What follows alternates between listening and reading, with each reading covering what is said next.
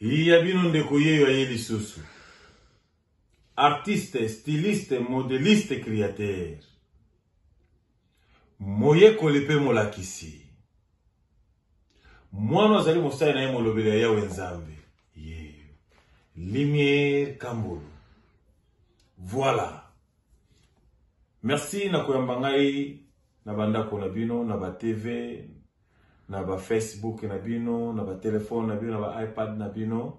Sinote, thank you so much.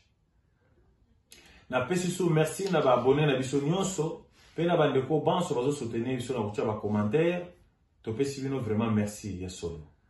Pe na bandeko o nano ba s'abonner te, s'il vous plaît, bo s'abonner et ko zwana so pona sangwe pas na mokili. Bo partager, bo liker, bo tia ba commentaire et ça pena kitoko makasi. Merci. Voilà. Avant to kota na sujet o ezali alelo na eko loba obe conclusion na ko loba bongo na o etali mutuno ezaki ya mfumu ntsako. Atuna biso soki nzambe apesaka moto mwasi. Je crois bolandi ke bandeko banso ba défendre mo kitoko pe moko azoki tango ya kuya koloba selo emoneli na ye mais tozali kuna ke na moto nyonso azaso na boyebi pona weba kobakisa likolo nango oza more than welcome. Voilà. Et ezali ne tolobaka ka osali petit vidéo na yo. Osali petit vidéo na maximum 5 minutes, pardon, maximum 10 minutes, minimum 5 minutes. Otindi biso na numéro oyo ezali kolo awa.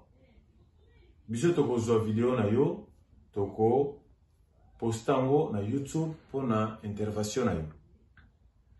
Thank you so much.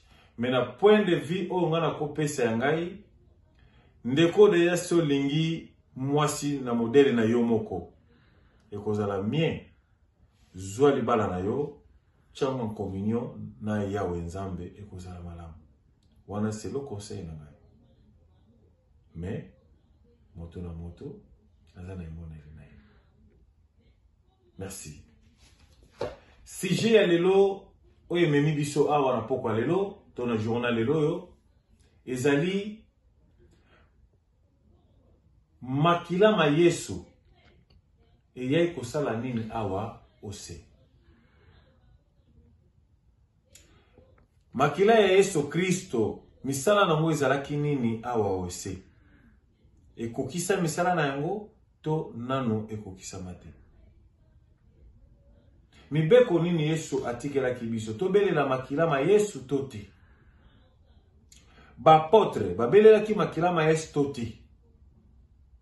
Pona na ebi na losambo na biso tolobake makila ma Yesu ebomba biso, makila ma Yesu ezinga biso.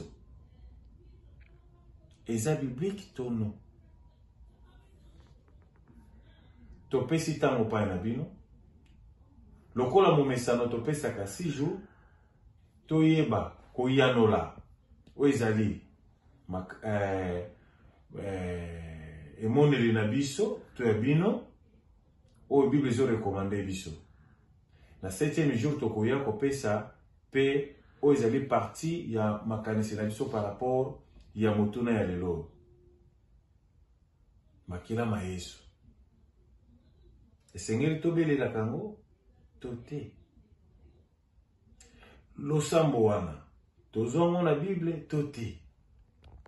Eza makanisi na biso to eza na kati ya makomi. Merci. Na kosenga na bino oya lingaka za na propre afa ba collection service na eza kitoko makasi. Voilà. Pona lelo topesi bino pokwa malamu, journée malamu, butu malamu, etongo malamu. Tika ete nzambe na lola a continuer kosunga biso. Bye bye.